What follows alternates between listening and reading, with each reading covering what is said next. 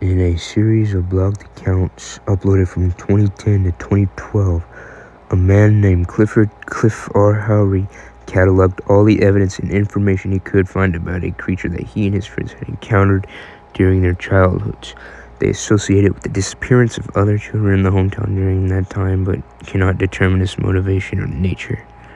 As the investigation continues, Cliff learns more and more that the Seed Eater is far more intelligent than an animalistic predator, and that it is capable of not only psychological manipulation, but also formulated plans and even human speech, and can even speak in multiple different languages. The Seed Eater stalks children, then waits until they are alone and devours them, gaining nutritional sustenance both from their physical meat and their youth, which is presumably used to keep itself immortal. The Seed Eater is extremely intelligent and psychologically torments all who come into contact with it, even if it is simply viewing it. It causes vivid nightmares, paranoia, and sickness to anyone who sees it. It uses this to mentally break down its prey and enemies before attacking, making its job easier. It attacks with its claws and beak, causing massive damage. It also recognizes when someone is a threat to its way of life and will target them for attack, and even make verbal threats. The Seed Eater discovers that Cliff is becoming a threat and attacks him. It breaks his legs, beats him, and rips his lower lip off, and then speaks to him, calling him a harbinger.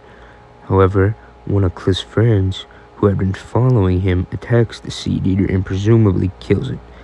He bundles the body in a garbage bag as evidence and takes Cliff to the hospital. Cliff recovers, but the body of the Seed Eater is gone when his friend looks for it. Cliff survives and makes a recovery, but does not continue his connections with the Seed Eater until his death.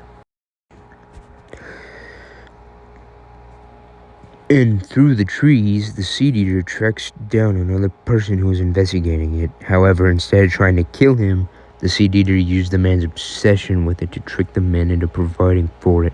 It acted like a feral animal, lulling the man into a false sense of security and manipulating him into providing for it. It eventually reached a point where the Seed Eater managed to get the man to kidnap children and present them as offerings to it, as he quickly figured out that the Seed Eater eats children. Despite this, the man was so infatuated with the creature that he did anything to continue his study, even provided it with food so it would not leave. As the Seed Eater demands more and more food, the man eventually realizes what is going on. Though he obliges, he further studies the Seed Eater and presumably finds a way to kill it. He writes the method down in his journal, but the Seed Eater tells him that the children are no longer satisfying it and proceeds to devour the man, leaving the only possible way to kill it lost forever. The Seed Eater is cunning and tricky and is a master at manipulating others. It is shown to be extremely intelligent and knows how to psychologically and physically damage its prey to ensure that it does not fight when attacked, allowing for a fast and easy meal. It is a master at stealth and stalking, and is only able to be seen when it's out in the open or if it allows itself to be.